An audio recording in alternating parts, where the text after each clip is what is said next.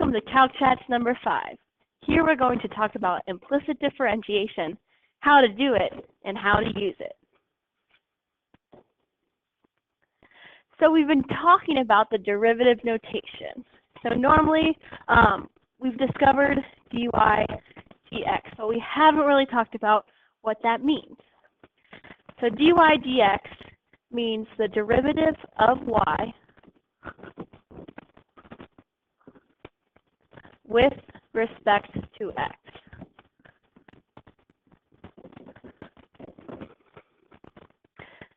So normally what we do is when we're looking at y equals 2x cubed, we would just say, okay, the derivative of y with respect to x, this means what we're actually taking the derivative of is 6x squared.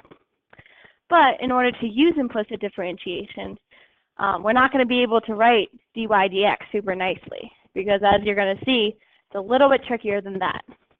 So first, let's kind of break this down into the notation that we want to use for implicit differentiation.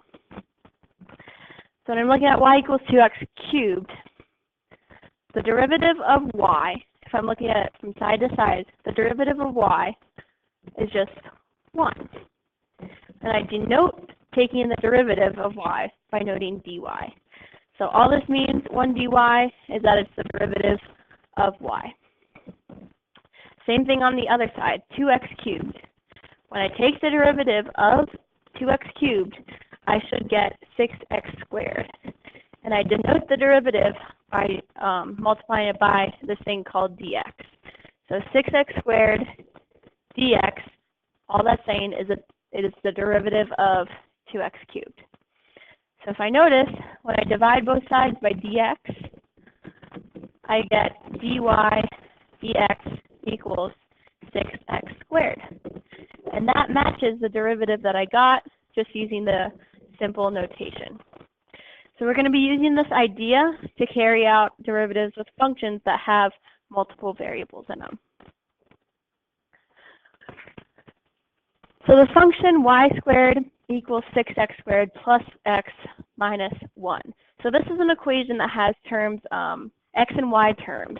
And so I can't just take the derivative super nicely because I have that y squared. So I can't just say dy dx equals 12x plus 1. I can't do that because that isn't the same thing. So what I'm going to do is I'm going to use my derivative notation to help me take the derivatives of each term separately. So looking at the derivative of y squared, I'm just going to use the basic power rule. 2y to the first power is just y times the derivative of y. So again, all this means 2y dy, that's the derivative of y squared. That's all it means.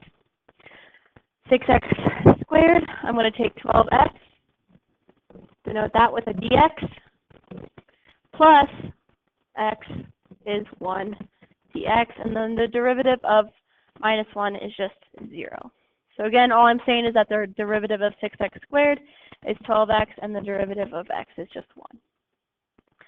So now, because what I want this to look like is I want this to look like dy dx equals something. So what I'm going to do is I'm going to take all my dx terms out of this side. So I take dx out of 12x dx and 1 dx. And now what I can do is I can divide both sides by dx. So what I have is 2y dy dx equals 12x plus 1. So my last step is to try to get this dy dx by itself by dividing by 2y. And so now I get dy dx equals 12x plus 1 all over 2y.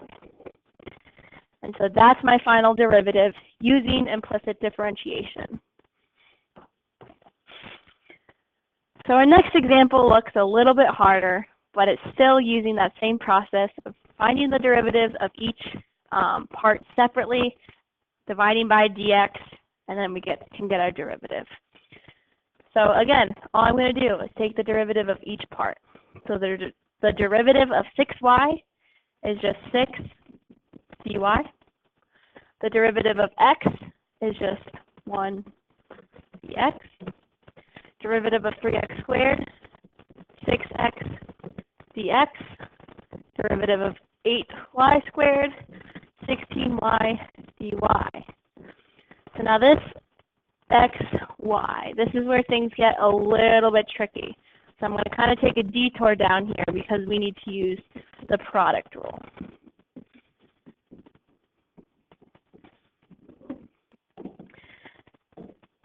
So I'm going to use u equals x, v equals y. So u prime, I'm just going to write this as 1 times dx, because I'm dealing with multiple variables, so I do need to include that dx this time. And then the derivative of y is just 1 dy. So my product rule is u v prime plus v prime u. It is not u v prime v prime u, it is u v prime plus u prime v. So I'm going to take u, 1 times v prime is 1 times dy, plus u prime is 1 dx, and v is y. So I'm just going to simplify this to say x dy plus y dx. And so what I found here is going to go back up into this section. So it is minus all of x dy plus y dx. So now we have everything differentiated using this little detour, so now we don't need it anymore. So I'm just going to distribute that negative to both my terms to kind of clean this up a little bit. So 6 dy minus 1 dx equals 6x dx plus 16y dy minus x dy minus y dx. Now I need to group all my dy's on one side and all my dx's on the other. So I want this to kind of be my dy side and this to be my dx side. So I'm going to take minus 16y dy, and I'm going to add x dy. I'm going to do this on this side, so 16y dy plus x dy.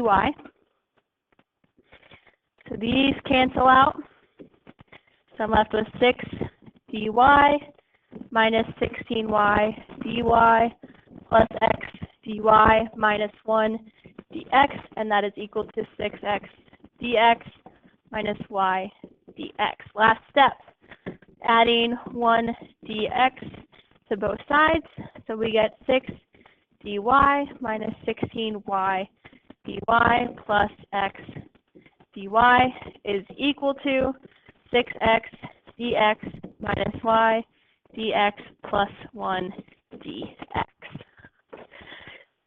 Now that I have all my dy terms on one side and all my dx terms on the other, now I can take out the dy's and dx's. So here, dy, dy, dy. Take out the dy, so I'm left with 6 minus 16y plus x, dx, dx, dx. Take out this dx, 6x minus y plus 1. Again, I want this in dy dx, so I'm going to divide both sides by dx. And then I'm going to divide this side by 6 minus 16y plus x.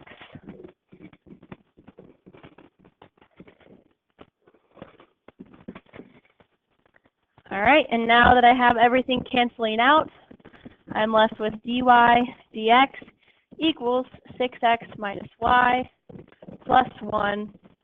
Oh, there's no parentheses there. All over 6 minus 16y plus x. And so this is going to be my final derivative of that function. So this is it for implicit differentiation. Please come to class with any questions that you have, and remember to like and subscribe. Thanks for watching.